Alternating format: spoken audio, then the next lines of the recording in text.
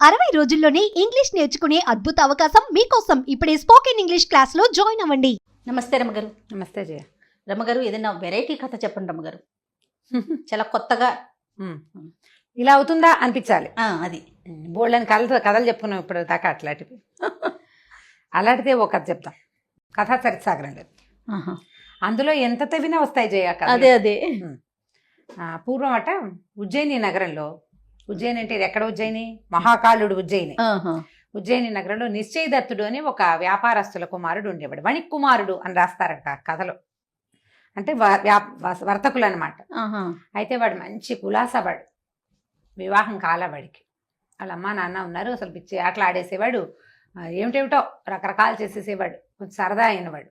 వీడు ఏం చేసేవాడు అంటే మహాకాళ దర్శనానికి వెళ్ళేవాడు. ఎట్లా? ఈ క్షిప్రా నదిలో స్నానం చేసి, క్షిప్ర అక్కడ నది, క్షిప్ర రెండును ఒకే పేరు. స్నానం చేసి తర్వాత ఈ మహాకాళ మందిరానికి సమీపంలో ఒక పెద్ద శ్మశానం ఉండేది అప్పట్లో. అప్పుడు శ్మశానంలోకి వెళ్ళటము, శ్మశానం దగ్గరికి తిరగటము అసలు నిషిద్ధమే కాదు. ఒకటి ఆడవారు కూడా వెళ్ళేవారు, అందరూ పోయేవాళ్ళు, ఇష్టారాజ్యం ఏమీ లేదు అక్కడ, భయం లేదు అసలు. రెండోది ఏంటంటే మహాకాళ మందిరానికి దగ్గరలో శ్మశానం ఎందుకుందంటే శ్మశాన భస్మంతోటే స్వామికి అర్చన చేసేవాళ్ళు, భస్మాభిషేకం చేస్తారు ఉజ్జయిన్లో మహాకాళ లింగానికి. అది శ్మశానం నుంచి తీసుకొస్తారు, చితాభస్మం. అవును, దగ్గరే ఉంటుంది అది. అయితే ఇతను ఏం చేసేవాడు, రోజు గంగలో స్నానం చేశాక చక్కగా చందనం తీసుకునేవాడు. తీసుకుని అప్పుడు గంధం రాసుకోవటం అనేది ఒక అలవాటుగా ఉండేది. ఇప్పుడు మనం క్రీమ్ రాసుకుంటామా, మాయిశ్చరైజరు, అట్లా గంధం రాసుకోవటం అందరూ చేసేవాళ్ళు, ఆడా మగ తేడా లేదు దానికి. ఈ అబ్బాయి ఏం చేసేవాడంటే కొంచెం గంధం తీసుకుని ముఖానికి చేతులకు రాసుకుని అంత తీసి పట్టుకొచ్చుకునేవాడు. ఈ శ్మశానంలో ఒక స్తంభం ఉండేది, రాతి స్తంభం ఏనాటిదో. ఆ స్తంభానికి ఆ గంధం పెట్టి వీపుని దానికేసి ఇలా రుద్దేవాడు.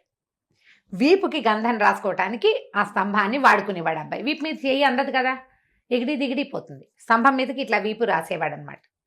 ఇలా రాయిగా రాయిగా రాయిగా కొన్నాళ్ళకి ఆ స్తంభం ఓవైపు నున్నగా అయిపోయింది.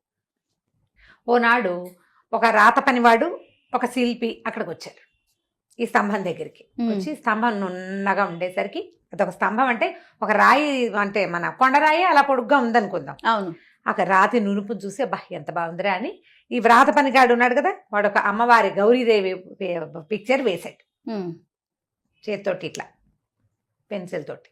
చిన్న చిన్నవి ఉంటాయి కదా రాసే పరికరాలు. ఈ శిల్పి అన్నాడు, ఎంత బాగా కుదిరిందిరా, రాయి ఎంత బాగుందో అమ్మ అంత బాగుంది అని చెప్పి చక్కగా ఉలి పట్టుకుని చెక్కేసి గౌరీ స్వరూపాన్ని చెక్కాడు ఆ రాతి మీద. చెక్కేసరికల్లా ఒక రోజు గడిచింది, ఇదొక మధ్యాహ్నం అయ్యింది. సాయంకాలం వేళలో ఒక విద్యాధర కన్యక, ఒక అమ్మాయి మహాకాళ దర్శనానికి వచ్చింది. విద్యాధరులు రావాలంటే ఎక్కడి నుంచి రావాలి? అక్కడ సిద్ధపర్వతం యక్షలోకం నుంచి రావాలి. ఇవి వచ్చిన ఆవిడ అప్పుడు అట్లా దేవతలు, కిన్నరులు, కింపురుషులు కూడా ఈయన దర్శనానికి వచ్చేవాళ్ళట, మహాకాళ దర్శనానికి. ఉజ్జయినిలో శివుడు స్వయంగా నాట్యం చేస్తాడని, మహాకాళుడు స్వయంగా నాట్యం చేస్తాడని, ఆయన అక్కడే ఉంటాడని, మహాకాళ సాన్నిధ్యం ఉందని చెప్పుకునేవాళ్ళు. ఇప్పుడు ఉన్నాడో లేదో, ఆయన ఏం చేస్తున్నాడో. అప్పట్లో సాయంకాలం డమరుకం వాయిస్తారు అక్కడ, అదే మన డక్క డమ డమ డమ మోగిస్తారు. ఆ సౌండ్కి అనుగుణంగా మహాకాళుడు నృత్యం చేసేవాడు అప్పట్లో. కాళిదాసు రాసిన మేఘ సందేశంలో కూడా ఈ మహాకాళుడు నాట్యం చేసే వేళలో ఎలా ఉంది, ఎలా వినిపిస్తుంది, ఉరుములు ఉరివినట్టుగా ఆ డక్క సౌండ్ వినపడుతుందని, మహాకాళ నృత్యం జరుగుతోందని చెప్తుంది. మేఘాన్ని నేను చూస్తున్నాను అని చెప్తుంది అనమాట. అది మేఘాన్ని నువ్వు చూస్తూ వెళ్ళు అని యక్షుడు చెప్తాడు మేఘానికి. అందులో మేఘ సందేశం శ్లోకాలు భలే బాగుంటాయి.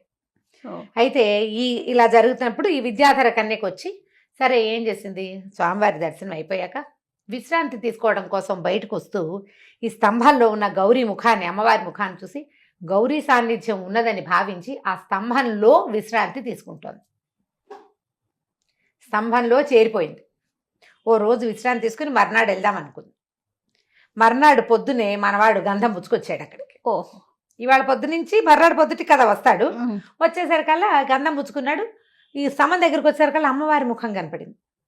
ఎలా వచ్చింది అమ్మ అని ఆశ్చర్యపోయాడు. గౌరీ ముఖాన్ని చూసేసరికి మరి అమ్మవారి ముఖానికి గంధం రాయలేడు కదా. ఏం చేశాడు, వెనక్కి వైపుకి వెళ్ళి ఆ స్తంభానికి పెద్దది ఉంటుంది, ఆ వెనక వైపున గంధం పట్టించి వీపు దానికి వేసి రాయబోతున్నాడు. ఈ స్తంభంలో ఉన్నటువంటి ఆ విద్యాధర కన్యక, ఎంత బాగున్నాడు అబ్బాయి, భలే ఉన్నాడు అనుకుంది.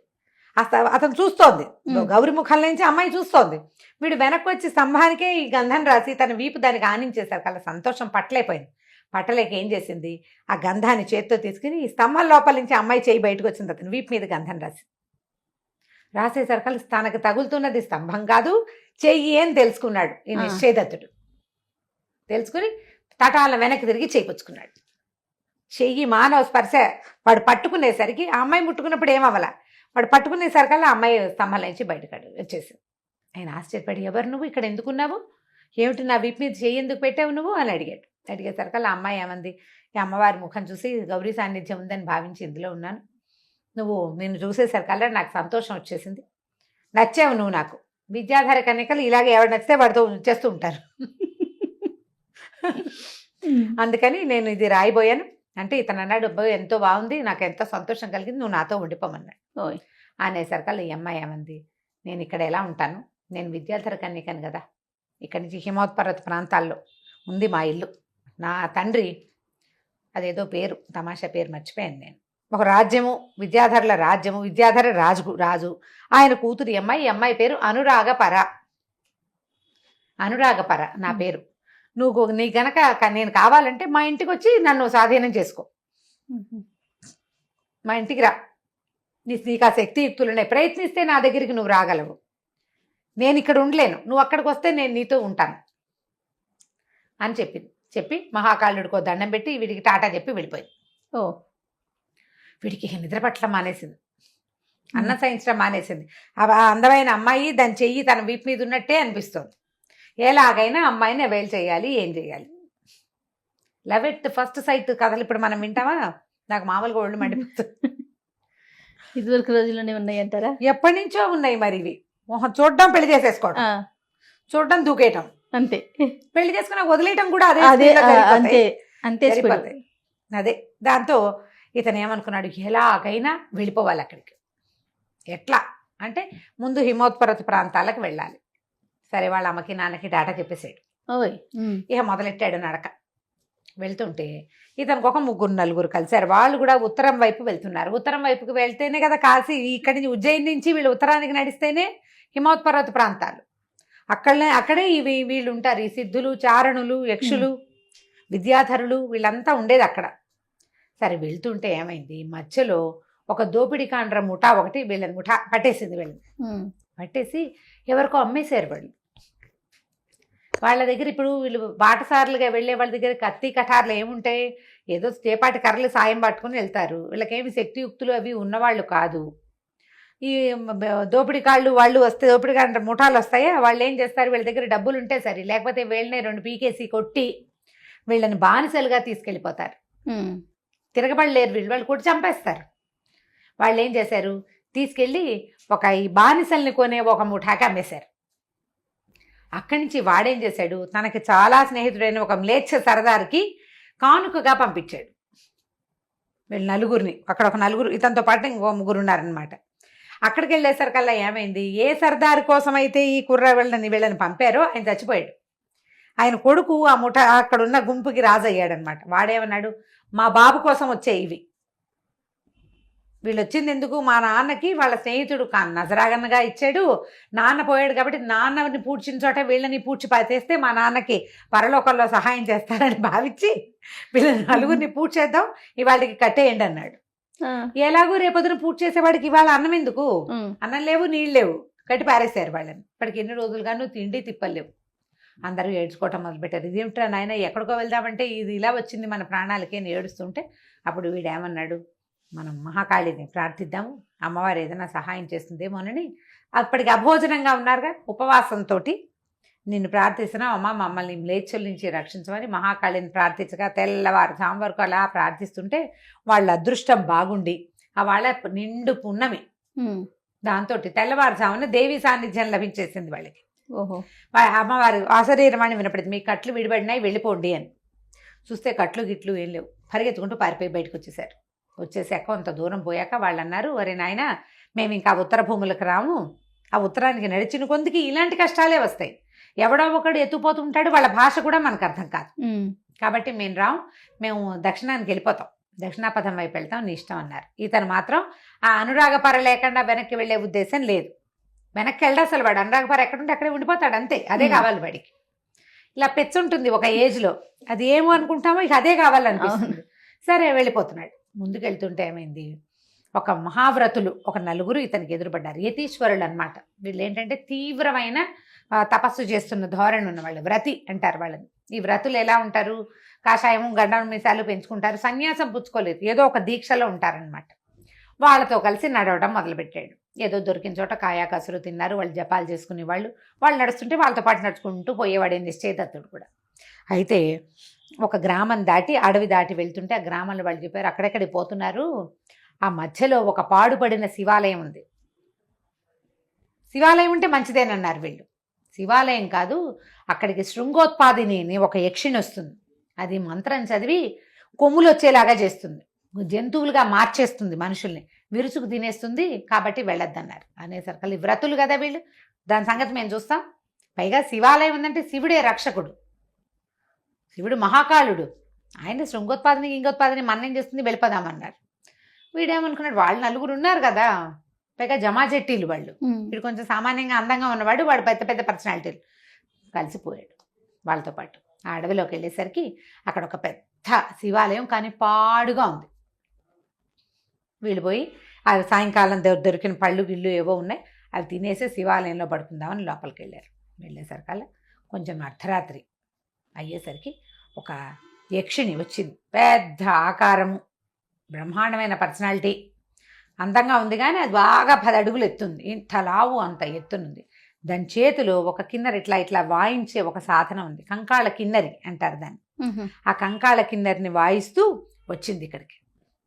వచ్చేసరికల్లా వీళ్ళు ఏమనుకున్నారు, ఏమవుతుంది మన ఏం చేస్తుందో చూద్దాం అనుకున్నారు. అది వచ్చి చక్కగా ఒక పుల్లలు 4 ఏరి ఒక చోట పెట్టి పొయ్యి వెలిగించి నెగ్గడ్లాగా తయారు చేసింది. అక్కడ కూర్చుని ఆ వ్రతుల కేసు చూస్తూ ఈ కిన్నెరి వాయిస్తూ ఏదో మంత్రం చదవటం మొదలుపెట్టింది. అందులో మొట్టమొదటి వాడిని నీ పేరేమిటి అని అడిగింది. వాడు తన పేరు చెప్పంగానే ఆ పేరుతోటి ఆ మంత్రం చదివి వాయించడం మొదలుపెట్టింది. నాట్యం చేస్తుంది ఇట్లా ఇట్లా ఊగుతూ, అది పట్టుకుని చక్కగా కూర్చుని ఆడు వ్రతి బాసిపెట్టలేసుకుని 1 నిమిషంలో లేచి నిలబడి ఇలా చేతులు కాళ్ళ మీద 2 కాళ్ళు 2 చేతుల మీద ఇలా వంగి నుంచున్నాడు జంతువులాగా. ఒక 2 నిమిషాలు 3 నిమిషాల తర్వాత అతనికి మొహం నుంచి కొమ్ములు రావడం మొదలుపెట్టాయి. ఇంకొక 5-10 నిమిషాలకి ఒంటి మీద బొచ్చు వెనకాల తోక కూడా వచ్చినాయి, గొర్రె అయిపోయాడు వాడు. శృంగ ఉత్పాదిని అంటే కొమ్ములు మొలిపిస్తుంది అది. శృంగములు అంటే కొమ్ములు, ఉత్పాదిని అంటే మొలిపించేది. ఇలా కొమ్ములు వచ్చేసిన గొర్రె దానంతటదే ఏగిరి ఒక్క దూకు దూకి ఆ నెగట్లో పడిపోయింది. పడిపోగానే ఇది కిన్నెరిని పక్కన పెట్టుకుని సంకలో పెట్టుకుని ఆ గొర్రెని శుభ్రంగా ఒలుచుకుని తినేస్తుంది. పొయ్యి మీద నిప్పులో పడిపోయింది కదా. మిగిలిన వాళ్ళు నిర్ఘాంతపోయి చూస్తారు, అది మళ్ళీ టింగ్ టింగ్ అని వాయిస్తుంది, సంగీతం పాడుతుంది, నాట్యం చేస్తుంది. నీ పేరేమిటి, ఇంకా పేరు చెప్పకుండా తప్పించుకోలేరనమాట వాళ్ళు. వాడి పేరుతోటి, ఆ రెండో వాడి పేరుతోటి మళ్ళీ చదివింది మంత్రం. వాడు అంతే, మళ్ళా వాడు కూడా ఇలాగే నుంచున్నవాడు అడ్డంగా అయిపోయాడు, జంతువు అయిపోయాడు. వాడు వచ్చి గేట్లో పడిపోయాడు, కొమ్ములు వచ్చేసినాయి, తినేసింది. 3వ వాడిని 4వ వాడిని కూడా తినేసింది. 5వ వాడు చివర ఉన్న మన హీరోకి నిశ్చయదత్తుడికి వచ్చింది అవకాశం. కాకపోతే ఈ 4వది తినేసరికి దానికి కొంచెం ఆయాసం వచ్చింది. ఏం చేసింది, ఈ కంకాల కిన్నెర ఉంది వాయించే సాధనం, అది పక్కన పెట్టింది. పెట్టేసరికి అలా వీడేం చేశాడు, వాళ్ళేమో ముందు ఉన్న 4 మంచి పర్సనాలిటీలు, వీడు కొంచెం పల్చగా చిన్నగా ఉన్నాడు. వీడు గబుక్కుని ఏం చేశాడు, ఆ కిన్నెరని ఎత్తి చెత్తుపుచ్చుకున్నాడు. పుచ్చుకుని అమ్మాయి ఎలా వాయించిందో చూస్తున్నాడు కదా, ఇందాక నుంచి మంత్రం చదివింది 4 times వినేశాడు. వీడు తెలివిగలవాడని చెప్పుకున్నాను కదా. వాడు ఆ మంత్రం చదువుతూ శృంగోత్పాదనికి మంత్రం చదవటం మొదలుపెట్టాడు. హడిలిపోయింది ఇంకా అది. కాళ్ళు పెట్టేసుకుని బాబా వదిలేరా నాయన, నాకు కొమ్ములు వచ్చేస్తున్నాయి, మానే అంటే నువ్వు వీళ్ళందరినీ తినేసావు, వదిలేస్తాను, నన్ను తినేవా నువ్వు అన్నాడు. నీకు ఏది కావాలంటే అది చేస్తాను రా నాయన, నీకు కావాలంటే అనురాగపర దగ్గరికి నేను తీసుకెళ్తా. దానికి తెలిసిపోయింది వీడు ఎందుకు వచ్చాడు. అనురాగపర దగ్గరికి నేనే తీసుకెళ్తా, దయచేసి నన్ను వదిలిపెట్టేది. నువ్వు మంత్రం చదివా, కొమ్ములు వచ్చాక ఇక నేను మనిషిని కాలేను, ఇక నేను యక్షరూపం ఉండదు, నాకు బుద్ధి కూడా ఉండదు, అందుకని వదిలేయమని అన్నాక సరే వదిలిపెట్టేశాడు. ఏం చేసింది ఆ యక్షిని, వీడిని భుజాల మీదకి ఎక్కించుకుని ఓ పెద్ద మహాపర్వతం మీదకి తీసుకుపోయింది. నువ్వు ఇక్కడ ఉండు, తెల్లారిపోయింది, ఇక నా శక్తి ఉండదు, తెల్లవారిపోయింది. ఇదంతా అర్ధరాత్రి మొదలై తెల్లారుజాము దాకా సాగింది. వీడిని ఎక్కించుకుని అక్కడే తీసుకెళ్ళడానికి ఇంకా కొంత సమయం పట్టింది. నువ్వు ఇక్కడే ఉండు, ఈ పూట పళ్ళు కాయలు చుట్టుపక్కల ఉన్నాయి చూడు, సెలయేళ్ళు ఉన్నాయి, నీళ్ళు దాగు, ఈ పూటకు ఉండు. చీకటి పడంగానే నేను వస్తా మళ్ళీ నీ దగ్గరికి. నేను ఎక్కడికి వెళ్ళను. నేను మోసం చేస్తానని అనుకోవద్దు. ఎందుకంటే మేము మాట ఇస్తే మాటే, దాని మీదే ఉంటాం. నువ్వు ఈ పూటకు ఉండు, ఈ పగటిపూట నాకు శక్తి ఉండదు, రాత్రి వచ్చి నేను నిన్ను తీసుకెళ్తానంది. ఆవిడ వెళ్ళిపోయేసరికల్లా సరే ఇతను అక్కడ చుట్టుపక్కల చూశాడు. బోళ్ళని పళ్ళు, కాయలు, పువ్వులు, ఎంత బాగుందో. హిమాలయ పర్వత ప్రాంతాల దగ్గరలో చాలా బాగుంటాయి. యాపిల్స్ అవి ఉంటుంటాయి బహుశా.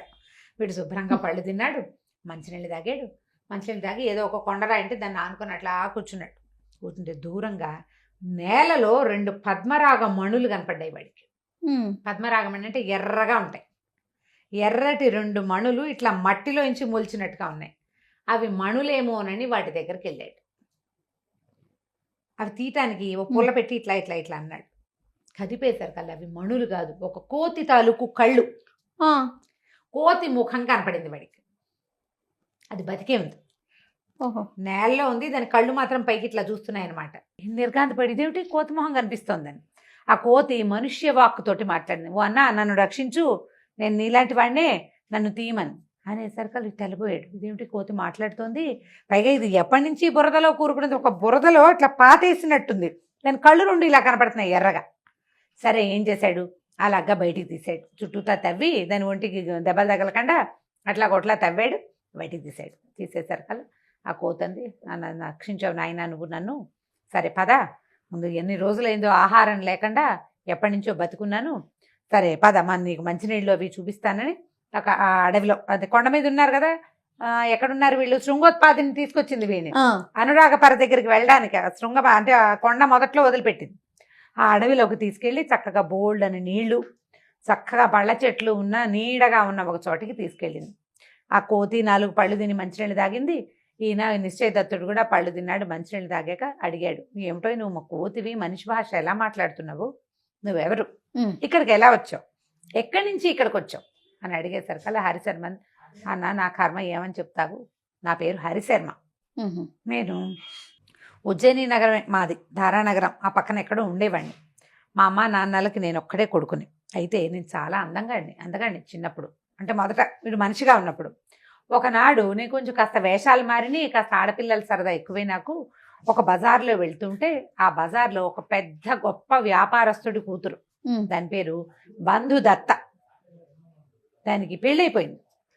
వరాహదత్తుడు అనేవాడితో వివాహం అయిపోయింది. కానీ పుట్టింటికి వచ్చింది 4 రోజులు ఉండడానికి. ఈ కింద వెళ్తున్నటువంటి నన్ను చూసి నాకు సైగ చేసింది, నన్ను రమ్మని, నీ మీద మనసు పడ్డాను రమ్మంది. సరే నేనేం చేశాను, ఈవిడికి ఒక స్నేహితురాలు ఉంది, సుఖాశయ అదని పేరు.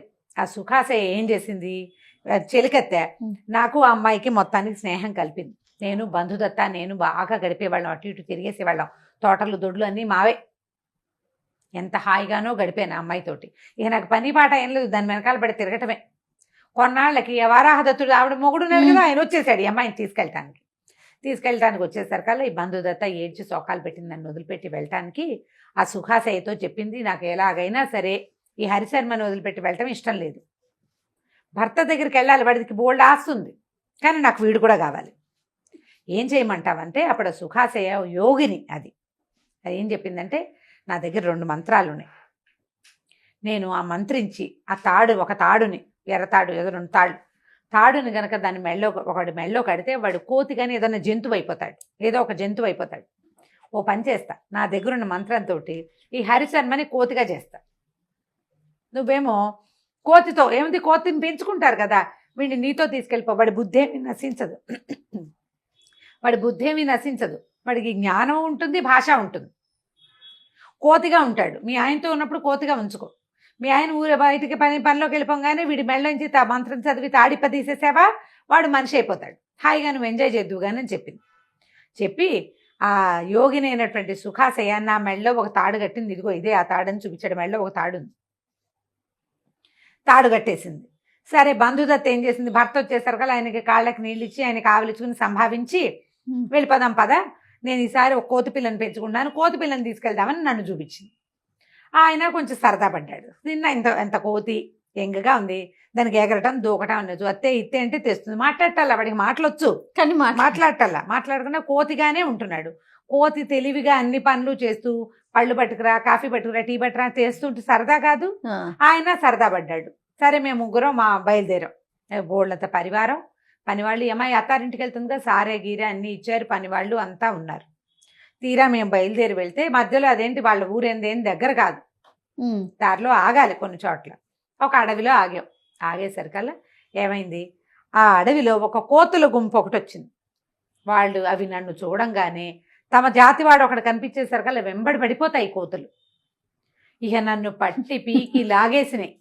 వాళ్ళు ఎంత ట్రై చేసినా పని వాళ్ళంతా వెంబడబడ్డారు. ఆ బంధుదత్త ఏడ్చి శోకాలు పెట్టింది. ఈ వరాహదత్తుడు వెంబడబడ్డాడు కర్ర పుచ్చుకుని. అయినా సరే ఆ కోతులు నన్ను వదిలిపెట్టలేదు. వాళ్ళకి నేను దొరకల. ఈ కోతులు నన్ను, వీడికి కోత అయ్యాడు కానీ ఎగరటం దూకటం ఏం పెద్దగా రాదు పాపం. ఒక్కో కోతి దీన్ని చేయిపుచ్చుకోవటం, రెక్కపుచ్చుకోవటం, విసిరేయటం, ఆ చెట్టు మీద పడ్డం, అక్కడి నుంచి ఇంకోటి పట్టుకుని ఇంకో చోటకి విసిరేయటం, అటు ఇటు విసిరేసేసి అడవంతా విసిరేసేసి చివరికి నన్ను సొమ్మసిల్లి పడిపోయాను నేను. వాళ్ళేమో ఇంకా చూశారు వెతికారు నా కోసం. ఆ కోతి గుంపులో ఈ వీళ్ళ కోత ఎక్కడుందో తెలీదు. దీని గుర్తేమిటి, మెళ్ళలో ఎర్రతాడు. ఆ మంత్రం చదివి ఊడదీస్తేనే వాడు మనిషి అవుతాడు, లేకపోతే అవడు. నేనేమో ఎక్కడో పడిపోయా. ఈ బంధుదత్త ఏం చేస్తుంది, ఇంకేం చేస్తుంది. దాని వల్ల దుర్మార్గురాలు నేను మనిషిని కాకుండా కోతినయ్యాను. నా బతికిట్లా అయిపోయింది. నేనేమో ఇక్కడ పడిపోయాను. వాళ్ళు కాస్త వెళ్ళిపోయారు. ఇంకేం చేస్తారు, మొత్తం అంతా వెళ్ళిపోయారు. ఈ కోతులు పీకి రక్కి నన్ను, నేను వాళ్ళలాగా ప్రవర్తించట్లేదని వాటిలాగా అన్ని పీకేసినాయి నన్ను. అసలు నేను ఎత్తురు ముద్దయిపోయాను. ఎలాగో ఓ పొదమాటను కూర్చుని ఉన్నాను. మెల్లిగా ఒక పూట కాస్త సర్దుకున్నా. నా కర్మానికి ఎలాగో అలాగా ఇంటికి నడిచి వెళ్ళిపోదాం, కనీసం ఆ సుఖాశయ దగ్గరికి అయినా వెళ్తే అది ఆ తాడైనా ఊడదీస్తుంది అని అనుకున్నాను. కానీ ఇంతలో ఏనుగుల గుంపు ఒకటి వచ్చింది. వాటిల్లో ఒక పిడి ఏనుగు, ఆడ ఏనుగు చాలా తిక్కలో ఉంది. అదేం చేసింది, నన్ను మెడబట్టేసుకుంది. ఎందుకంటే దీనికి ఎగరటం పారిపోవడం రాదు ఈ కోతికి, ఇది మనిషి కోతి కదా. ఏం చేసింది, వర్షాకాలం బాగా ఒక పుట్టలో నన్ను పాతేసేసింది. ఓహోహో, పుట్టలో పాతిపెట్టి తొక్కేసింది నన్ను, లోపలికి తొండబెట్టి నొక్కేసింది అనమాట. నేను అందులో ఇరుక్కుపోయాను. ఏదో మనిషిని కాబట్టి ఆలోచించి శివనామ స్మరణ చేసుకుంటూ, ఉజ్జయిని మహాకాళుడు మరి ఆయన గుర్తు చేసుకుంటూ శివనామ స్మరణ చేస్తూ ఎవడో ఒకడు వచ్చి నన్ను రక్షించపోతాడని బతికున్నాను నాయన. అందుకే నేను ఇంత బక్కచిక్కిపోయి ఓపిక లేదు. పుట్ట ఏమైంది, క్రమంగా వానకి గరిపోయింది. ఇది లోపల ఇరుక్కుంది కదా, పై పుట్టంతా పోయింది. ఈ ఇరుక్కుపోయిన కోతి ఇరుక్కుపోయినట్టు అడుగునే ఉండిపోయింది. దాని కళ్ళు ఒకటే కనపడుతున్నాయి అనమాట అని చెప్పింది. చెప్పి నువ్వెవరు ఏమిటి అని అడిగింది. నువ్వెవరంటే ఈ నిశ్చయదత్తుడు చెప్పాడు, ఫలానా ఒక యక్షిని నా వీపుకి గంధం రాసింది, నేను దానికోసం బయలుదేరాను, మధ్యలో శృంగోత్పాదన కనపడింది, అదే నన్ను తెచ్చి ఇక్కడ పెట్టింది అనేసరికల్ ఈ హరిశర్మ అన్నాడు, ఆడవాళ్లతో చాలా కష్టాలు అయ్యా, నీకు తెలీదు, చాలా కష్టాలు పడ్డాడు కదా. చూడు, దానికి మొగుడు కావాలి, నేను కావాలి, పైగా కట్టుకున్న భర్తకి అన్యాయం చేసేది నన్ను ఎలా ఉద్ధరిస్తుందనే జ్ఞానం లేదు నాకు. నువ్వు కూడా నాలాగానే స్త్రీ వల్లనే ఇంత కష్టపడుతున్నావు, ఇంత దూరం వచ్చావు, నీ ఇల్లా వాకిలా ఇక్కడ ఏముంది. అక్కడికి వెళ్ళాక నువ్వు మనిషివి, ఆవిడేమో యక్షిని, విద్యాధర కన్యక. అక్కడ ఎవడైనా ఓ విద్యాధరుడు కలిసి వచ్చి ఆవిడని కనుక లైన్లో పెట్టాడంటే అది అటు వెళ్ళిపోతుంది, నువ్వు మిగిలిపోతావు. ఇలాగే జరుగుతుంది. వాళ్ళు స్వజాతులు, ఒకే జాతి వాళ్ళు, వాళ్ళకి వాళ్ళు కావాలి. నువ్వు మనిషివి కదా, వాళ్ళలో మగవాడు ఎవరికైనా దాని మీద ఆశ పుట్టి నిన్ను చంపేసినా చంపేస్తారు ఒకటి, లేదా అదే ఎవరి దగ్గరికైనా వెళ్ళి నిన్ను వదిలేస్తుంది. ఎందుకు వచ్చింది, ఆ యక్షిని ఎవరితో వస్తుంది కదా ఇప్పుడు శృంగోత్పాదిని, ఇంటికి వెళ్ళిపో, హాయిగా ఉజ్జయిని వెళ్ళిపో, మహాకాళ సేవ చేసుకుంటూ బతకచ్చు, ఇక్కడ ఎందుకు, ఆడాళ్ళని నమ్మకూడదు. నేను నా స్నేహితుడు ఒకడు, ఒరే స్త్రీలను నమ్మద్దురా, ఇలాగా ఆల్రెడీ భర్తలు ఉన్న వాళ్ళని అసలు నమ్మకూడదని చెప్పాడు, నేనే వినలేదు, చూడు వాళ్ళు ఇక్కడ తగలబడ్డాను ఇలాగా అని వాడు విసుకుంటున్నాడు అనమాట. అనేసరికి నిశ్చయదత్తుడు అన్నాడు, అబ్బే అనురాగ భరత్ చాలా ప్రీతి, నేను ఆమె వెంటపడలా, ఆమె నా వెంటపడింది, స్తంభాల నుంచి చేపెట్టి వీపు మీద నువ్వు గంధం రాసింది, ఆవిడకి నేను నచ్చాను, నాకు అలా నా విషయంలో అలా జరగదు, కానీ నువ్వెవరితో కథ చెప్తున్నావే, వాడెవడు నీ ఫ్రెండ్ ఎవడో చెప్పమన్నాడు. ఈ ఫ్రెండ్, ఈ హరిశర్మకి ఒక భవశర్మ అని ఒక ఫ్రెండ్ ఉన్నాడు. ఓహో, ఆ భవశర్మ ఒక యోగిని తోటి ఫ్రెండ్షిప్ ఉంది వాడికి, దానికి ఆల్రెడీ వివాహితే, అది భర్త ఉన్నాడు దానికి. వీడు ఎంతసేపు అమ్మాయి దగ్గర, భర్త లేని సమయాల్లో అమ్మాయి దగ్గరికి వెళ్తూ ఉండేవాడు. ఎప్పుడు భర్తని మోసం చేస్తుంది ఆ అమ్మాయి, నీతో స్నేహం చేస్తుంది, అది కట్టుకున్న భర్తకి దానికి నిత్యం అన్నం నీళ్లు బట్టపాత ఇచ్చేవాడిని అది మోసం చేస్తే నిన్నెట్లా ఉద్ధరిస్తుంది, వీడిని ఉద్ధరించదు, రేపొద్దున ఇంకోటి దొరికితే వీడిని మోసం చేస్తుంది. అసలు ఇది కూడా ఆడవాళ్ళు మగవాళ్ళ విషయంలో కూడా అంతే. కట్టుకున్న పెళ్ళానికి అన్యాయం చేస్తూ నీతో ఒకడు స్నేహంగా ఉన్నాడు అంటే వాడు దానికి మోసం చేసినట్టు నిన్ను మోసం చేస్తాడు. మోసం చేయటం అనేది వాళ్ళ ప్రవృత్తి అంతే. వాళ్ళకి ఎక్కడ ఎవరి దగ్గర న్యాయాలు ఉండవు, ఎవరి దగ్గర ఉండవు. వాళ్ళని నమ్మకూడదు అసలు. 300 మన పెళ్ళిళ్ళు ఫెయిల్ అయిపోతుంటాయి ఇలాంటి వ్యవహారాలతోటి. అయితే ఏమైందట, వీడికి యోగినితో ఫ్రెండ్షిప్ ఉంది కదా, ఆ యోగిని వీడు ఎందుకో ఒకరోజు కొట్లాడుకున్నారు. బాయ్ ఫ్రెండ్ గర్ల్ ఫ్రెండ్స్ కొట్టుకుంటూ ఉంటారు కదా. ఈ కొట్లాటలో ఏమైందంటే ఆవిడ ఏం చేసింది, నా మెళ్ళ ఓ తాడు కట్టి నన్ను దుక్కిటెద్దుని చేసేసింది. మంత్రం చదివి దుక్కిటెద్దుని చేసేసింది. ఈ దుక్కిటెద్దుని తీసుకెళ్ళి ఈ పొలాలు దాన్ని దూనుకుంటారు కదా, వాళ్ళకి అమ్మేసింది నన్ను. బాయ్ ఫ్రెండ్ని ఫ్రెండ్ని అది అమ్మాయి ఆ పని చేసేసింది. ఆ యోగిని దుక్కిటెద్దుగా వాడితో పడి ఉన్నాను. నేను మనిషినే, నాకు అన్నీ తెలుసు, నేను మాట్లాడగలను కూడా, కానీ నేనేం చేయలేకపోయావు. ఎద్దుగా ఉన్నా ఆ మెళ్ళలోంచి తాడెవరన్నా ఊడదీస్తే తప్పిస్తే కుదరదు. అయితే నా అదృష్టం బాగుండి ఒక మంత్రవాది, ఒక స్త్రీ, ఒక యోగిని ఆ వైపు వెళ్తూ దుక్కిటెద్దుగా ఉన్న నన్ను నేను మనిషినని తెలుసుకుని ఆ మంత్రం చదివి నా మెళ్ళలో తాడు ఊడదీసేసింది. నేను మనిషి అయిపోయా. మళ్ళీ నేను మామూలుగా రోడ్డు మీద తిరుగుతుంటే మళ్ళీ నా పాత ఫ్రెండ్ ఉంది కదా, నన్ను ఎద్దుని చేసింది. అది నన్ను చూసింది. చూసి ఎవరు నన్ను ఇలా తాడోడ తీశారో కనుక్కుని దాంతో పోట్లాడింది. నువ్వు ఎందుకు తీసావు, వీడి వెధవా, వీడు సరైన వాడు కాదు, వీడిని ఇలాగే చేయాలి, నువ్వు వాడి మా తాడోడు తీసావు కాబట్టి నీ అంతు చూస్తాను, రేపు పొద్దున వస్తాను నీ దగ్గరికి అని తిట్టింది. తిడితే ఆ అమ్మాయి ఏం చెప్పిందంటే, ఎవరి అబ్బాయి ఎవరి తాడోడు తీసిన ఆవిడ ఉందిగా, ఆవిడ ఏం చెప్పింది భవశర్మకి, ఇది రేపొద్దున గోడిగా, అంటే అది ఒక రకమైన జంతువు, మరి గోడిగా అని రాస్తారు, ఎద్దేనేమో అది, మరి అది నల్లగోడిగా వస్తుంది, నేను ఎర్రగోడిగా మారతాను, మేమిద్దరం ఫైట్ చేసేటప్పుడు ఆ నల్లగోడిగని చంపే అని చెప్పింది. చెప్పేసరికి సరే మర్నాడు పొద్దున నిజంగానే నా పాత గర్ల్ ఫ్రెండు, నన్ను రక్షించిన యోగిని, ఇద్దరు చెరో గోడిగల, నల్లగోడిగా ఎర్రగోడిగా మారి తెక్కొట్టుకున్నారు. అది నన్ను బెదిరించేస్తుంది, కూడా కొట్టనివ్వదు. నానా హింసపడి ఎట్లాగో దాన్ని చావగొట్టుకు చంపి దాని నుంచి నేను తప్పించుకున్నాను నాయన. ఆడవాళ్ళతో పెట్టుకోకూడదు అసలు, ఇలాంటి సంబంధాలు అస్సలు మంచివి కాదు. వాళ్ళ సమయం వచ్చినప్పుడు నీతో ఉండరు, ఇన్నాళ్ళు నీతో సంతోషంగా ఉన్నామన్నమాట మర్చిపోతారు, వీడే నన్ను ఎక్స్ప్లాయిట్ చేశాడంటారు. కాబట్టి వద్దని చెప్పాడు మా భావశర్మ. నేను ఈ బంధుదత్త ప్రేమలో పడి, వాడు ఎంత చెప్పినా వినలేదు నాయన, అనురాగపర కూడా నిన్ను ఇలాగే చేస్తుంది, వెళ్ళిపో ఇంటికి అంటే నిశ్చయదత్తుడు ఒప్పుకోలే. మీ కథలంటే మీ వేరే కథ. ఇప్పుడు నీ భవదత్తుడి గర్ల్ ఫ్రెండ్కి భర్త ఉన్నాడు, నీ బంధుదత్తకి వరాహదత్తుడు ఉన్నాడు, నా అనురాగపరకు ఎవరు లేరు. అది చాలా బుద్ధిమంతురాలు, నా కోసమే అక్కడికి వచ్చింది ఉజ్జయినికి, నాకు రమ్మని చెప్పింది. కాబట్టి నేను దాన్ని నమ్మను.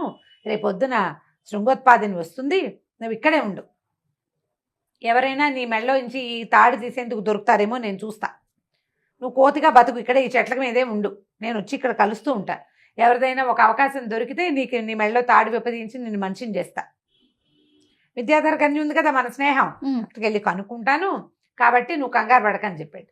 మర్నాడు పొద్దున్నే శృంగోత్పాదిని వచ్చింది, ఈ నిశ్చయదత్తుడిని తీసుకెళ్ళి అనురాగపరకి అప్పచెప్పేసింది. అక్కడికి తీసుకెళ్ళిపోయింది యక్షలోకానికి. తీసుకెళ్తే ఇతను చూడంగానే ఆవిడ ఆనందంతో, తన కోసం ఇంత దూరం వచ్చిన వాడిని చూస్తే ఎవరికైనా సంతోషమే కదా, రిస్క్ చేశాడు ఇతను చాలా. ఎక్కడ ఉజ్జయిని, ఎక్కడ ఇది విద్యారణ్యం, ఈ విద్యాధరపురం, ఇంత దూరం వచ్చాడు కదా, అతనితో హాయిగా ఉండటం మొదలుపెట్టింది. వాళ్ళెవ్వరికీ తెలియకుండా ఇతనికి రహస్యంగా ఒక భవనం నిర్మించి అక్కడ ఉంచింది. ఎంతసేపు రోజు అతని దగ్గరికి వస్తూ పోతూ ఉండేది. ఇలా వస్తూ పోతూ ఉండగానే ఏం చేశాడు ఇతను, నాకు ఒక స్నేహితుడు కలిశాడని, హరిశర్మని, కోతని ఇక్కడ ఉన్నాడని చెప్పి ఏం చేశాడు, అనురాగపరతో కలిసి ఆవిడ ఏం చేస్తుందంటే ఒక వాహనం మీద కూర్చుని వెళ్తుంది ఎక్కడికైనా వెళ్ళాలంటే, ఇతన్ని మాయం చేసేస్తుంది, ఎవరికి కనపడకుండా ఒళ్ళో కూర్చోబెట్టుకుంటుంది, కానీ మనిషి ఉన్నట్టుగా కనపడదు. తన యక్ష విద్యతోటి అతన్ని మాయం చేసి అక్కడికి వెళ్తుంది, తీసుకెళ్తే హరిశర్మ ఆవిడ్ని అనురాగపరని చూశాడు. వీళ్ళిద్దరూ కాసేపు కబుర్లు చెప్పుకునేవాళ్ళు. తర్వాత ఏం చెప్పిందంటే, నేనేదో బిజీగా ఉంటా కదా అన్న, మాకు ఇక్కడ డ్యాన్సులు పాటలు బోల్డని వ్యవహారాలు ఉంటాయి, నువ్వు ఒక్కడవే ఉంటావు, నీకు ఎప్పుడు కావాలంటే అప్పుడు ఈ మంత్రం చదువుకో, నువ్వు హరిశర్మ దగ్గరికి వెళ్ళు, నువ్వు అతని దగ్గర ఉండు, కావాల్సినప్పుడు నీకు కాలక్షేపం ఉండాలి కదా, నీబోటి మానవుడు ఇంకోటి మాట్లాడాలి, మనకు మన జాతి వాళ్ళు కావాలి కదా. మరి ఈ విద్యాధరుల్లో ఎవరితోటి వీడికి స్నేహం లేదు, ఈ అమ్మాయి తప్ప. ఆ అమ్మాయితో ఎంతసేపు ఉంటాడు, వాడికి తోచాలి కదా. ఆ అమ్మాయికి వేరే వ్యవహారాలు ఉంటాయి, అది అమ్మా నాన్న దగ్గరికి వెళ్ళాలి, అక్కడ చెల్లెళ్ళని చూసుకోవాలి, ఇల్లు వాకిలి, దాని వేరే వ్యవహారం ఉంది. కాబట్టి ఓ మంత్రం నేర్పించింది. ఈ మంత్రంతో నువ్వు ఎప్పుడు కావాలంటే అప్పుడు హరిశర్మ దగ్గరికి వెళ్ళమంది. ఒకసారి అతను వెళ్ళి అక్కడ ఉన్నాడు పగటిపూట. ఆ సమయంలో ఈ అనురాగపర దగ్గరికి ఒక విద్యాధర యువకుడు వచ్చాడు. ఆ అమ్మాయి జాతికి చెందినవాడే, రాగరంజనుడు అలాంటి పేరున్నవాడు. రాగరంజనుడు అనేవాడు వచ్చి ఆ అమ్మాయిని మాట్లాడిచ్చాడు, పలకరించాడు అనమాట. పలకరిస్తే అతనికి తెలిసింది ఈ అమ్మాయి ఒక మానవుడితోటి జతకట్టి ఉందని, అతనితో కలిసి ఉంటోందని తెలిసిపోయింది అతనికి. వాళ్ళకి తెలుస్తాయి అట్లా. సరే ఏమన్నాడు, నువ్వేమిటి పరమేశ్వర వరప్రసాదాలు ఉన్నవాళ్ళం మనము, మానవులతో జతకట్టడం ఏమిటి, అదొక తాత్కాలికమైన క్రియ. నువ్వు భూలోకానికి వెళ్ళావు, అక్కడే 4 రోజులు ఉండొచ్చేస్తే సరిపోయేది. ఇక్కడికి తెచ్చావు అనవసరంగా. మనుషులు మోర్టల్స్ కదా, అంటే వాళ్ళు మరణిస్తారు. వాళ్ళు ఎక్కువ కాలం ఈ యవ్వనము, ఈ ఉత్సాహం, ఈ రొమాంటిక్ ధోరణి ఉండదు వాళ్ళకి. వయసు పెరిగే కొందికి ఉండదు కదా. మనం అట్లా కాదు, నిత్య యవ్వనులం కదా మనము. నువ్వు వాడితోటి ఎందుకు జత కట్టావని ప్రశ్నించాడు ఆ అమ్మాయిని. ఆ అమ్మాయి ఏదో చెప్పింది, మహాకాళ దర్శనానికి వెళ్ళినప్పుడు కలిశాడని, నన్ను మెత్తుకుంటూ వచ్చాడని, నేనంటే ప్రేమగా ఉంటాడని ఏదో చెప్పింది. అలా అయితే నాకు కూడా నువ్వంటే బోల్డంత ప్రేమే, నేను ఎప్పటి నుంచో నీ కోసం చూస్తున్నాను, కానీ నువ్వు మనిషి వెనకాల పడ్డావు అన్నాడు. వాళ్ళిద్దరూ మెల్లిగా మాట్లాడుకుంటుంటే ఆ అమ్మాయి ఏమనిపించింది, అమ్మాయికి నిజమే కదా, వాడు మనిషి, వీడు మన జాతి వాడే. వాడినట్టు పంపించి ఈ అబ్బాయితో ఉండటం మొదలుపెట్టింది. అతను అన్నట్లుగానే జరిగింది. అలాగే జరుగుతుంది కూడా. అయితే ఏమైంది, ఈ పగలల్లా ఇతనితో ఉంటుంది. సాయంకాలానికి నిశ్చయదత్తుడు వచ్చేసరికల్లా అమ్మాయికి పొద్దునుంచి ఒక మగవాడితో గడిపి అతనితో తిరిగి ఉండేసరికి సాయంత్రం నాకు తలనొప్పి, నాకు విసుగ్గా ఉంది, నువ్వు నీ దారి నువ్వు ఉండు, నన్ను డిస్టర్బ్ చేయకు అంట మొదలుపెట్టింది. సరే ఏమైంది, మళ్ళీ ఇంకొకసారి నిశ్చయదత్తుడు వెళ్ళినప్పుడు డల్గా కనపడ్డాడు. హరిశర్మ అడిగాడు, ఏమిటి మిత్రమా డల్గా ఉన్నావు అంటే, అయ్యో అనురాగపరకి చాలా తలకాయ నొప్పి, అనారోగ్యం వచ్చేసింది, ఎందుకో తెలీదు. పాపం విద్యాధర కన్యక నాలాంటి మనిషితోటి జత కట్టడం వల్లే అమ్మాయికి జబ్బులు వచ్చినట్టున్నాయి, పాపం నాకు చాలా బాధగా ఉంది, నా వల్లే అనురాగపరకి అనారోగ్యం వచ్చింది, పైగా నన్ను కాపాడాలి, ఎప్పుడు నన్ను దాచాలి, వాళ్ళ అమ్మా నాన్న దగ్గర నుంచి, ఆమె జాతి వాళ్ళందరి దగ్గర నుంచి నన్ను దాచిపెట్టాలి, కష్టపడుతోంది నా వల్ల.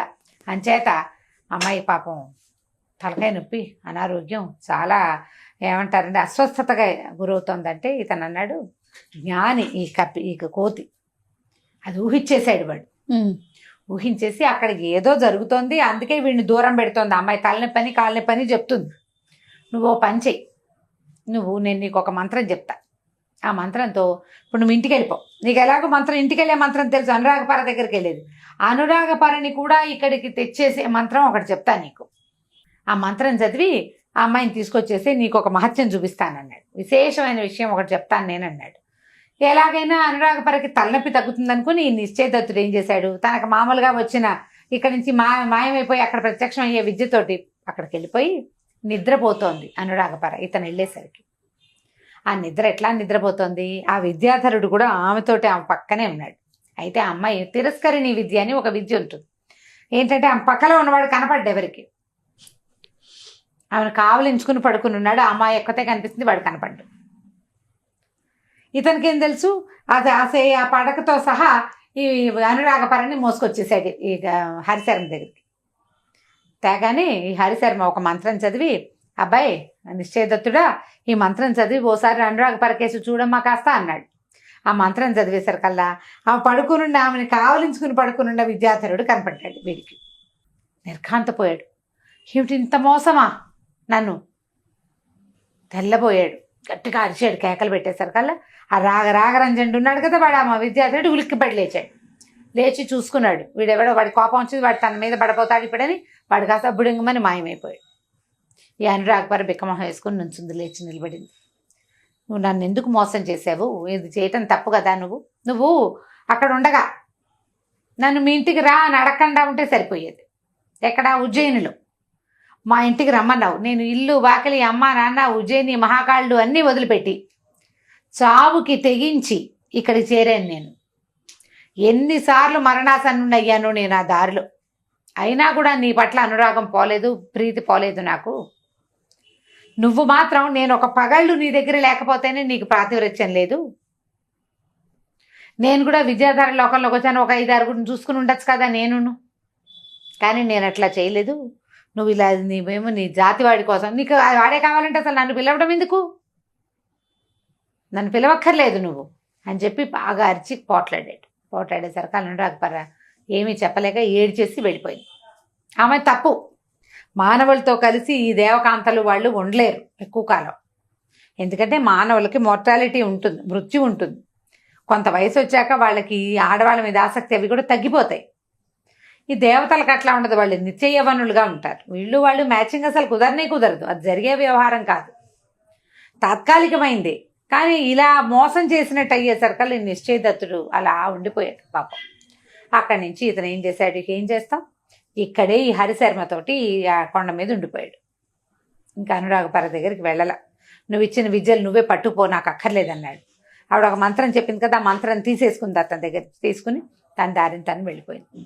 ఈ నిశ్చయదత్తుడు హరిశర్మ ఇద్దరు నదిలో నీళ్లు తాగుతూ, సెలయేళ్లలో నీళ్లు తాగుతూ, ఆ పళ్ళు కోసుకుని తింటూ, కందమూలాలు తవ్వుకుని కాల్చుకుని తింటూ అతనితో పాటు అక్కడే ఉండిపోయాడు.